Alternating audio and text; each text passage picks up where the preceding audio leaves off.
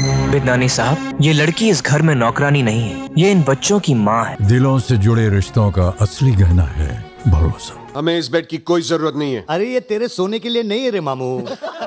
ভারতীয় সিনেমায় সবসময় বড় তারকারা প্রাধান্য পেয়ে থাকেন। তাদের শুটিং করা মানে সেই সিনেমা দ্রুত পর্দায় হাজির। তবে কিছু প্রজেক্ট আছে যেগুলো আমাদের মনে করিয়ে দেয় যে সব সিনেমাই মুক্তি পায় না। এমনকি প্রতিবন্ধকতা পেরোতে বড় তারকাদের প্রভাবও কোনো কাজে আসেনি। এরকমই কিছু সিনেমা রয়েছে যেগুলো প্রচারণার পরও কখনো প্রেক্ষাগৃহে পৌঁছায়নি। ব্যর্থতার ভয়, বাজেট সমস্যা কিংবা অন্য কারণে সিনেমাগুলো বাজারে আনার সাহস পাননি সংশ্লিষ্টরা। বলিউডে আলোর মুখ না দেখা এরকম 5টি সিনেমা নিয়ে আজকের আয়োজন।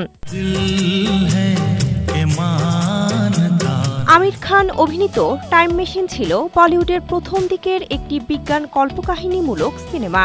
সায়েন্স ফিকশনে চমকে দেওয়ার জন্য প্রকল্পটি মহাসমারোহে শুরু হয়। এর গল্প ছিল সময় ভ্রমণ এবং অতীতের ভুল সংশোধনের ওপর। নতুন ধরনের দৃশ্যায়ন এবং সিনেমায় একটি ভিন্ন ধারা সৃষ্টির প্রতিশ্রুতি ছিল, কিন্তু আর্থিক সমস্যার কারণে নির্মাতারা প্রকল্পটি মাঝপথে বন্ধ করে দিতে বাধ্য হন।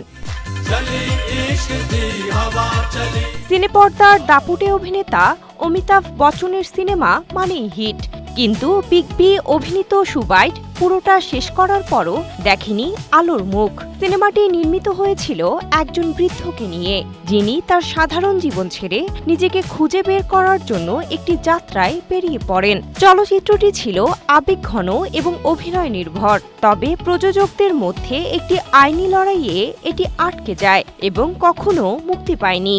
सर्किट ये तो ऐसा हुआ कि शर्ट खरीदा, बटन का पैसा अलग, जूता खरीदा। সঞ্জয় দত্ত ও আরশাদ ওয়ারসি অভিনীত জনপ্রিয় মুন্না ভাই সিনেমার তৃতীয় পর্ব হিসেবে মুন্না ভাই 3 তৈরির পরিকল্পনা করা হয়েছিল। গল্পটিতে চরিত্রদের মার্কিন যুক্তরাষ্ট্রে নিয়ে যাওয়ার কথা ছিল। ভক্তরা খুব উত্তেজিত ছিলেন এবং একটি টিজারও প্রকাশ করা হয়েছিল, কিন্তু চিত্রনাট্যের সমস্যার কারণে ছবিটি কখনো নির্মাণ পর্যায়ে যায়নি। ঐতিহাসিক প্রেক্ষাপটে নির্মিত কমল হাসানের মরুধনায়কম এর কাজ অনেক দূর এগিয়েও শেষ করা যায়নি। এটি একজন যোদ্ধার গল্প নিয়ে সাজানো। সিনেমাটির জন্য অনেক টাকা খরচ করে বানানো হয় বিশাল একটি সেট, ছিল আন্তর্জাতিক সমর্থনও।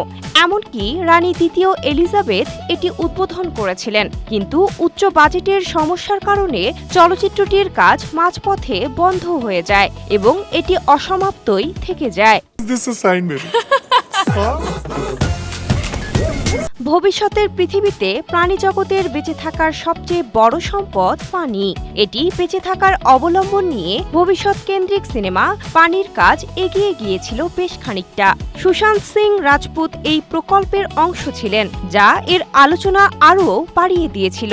তবে সৃজনশীল মতপার্থক্য এবং কাস্টিং সংক্রান্ত সমস্যার কারণে ছবিটি পরে বাদ দেওয়া হয়। Sinthia Aktari, Asia post.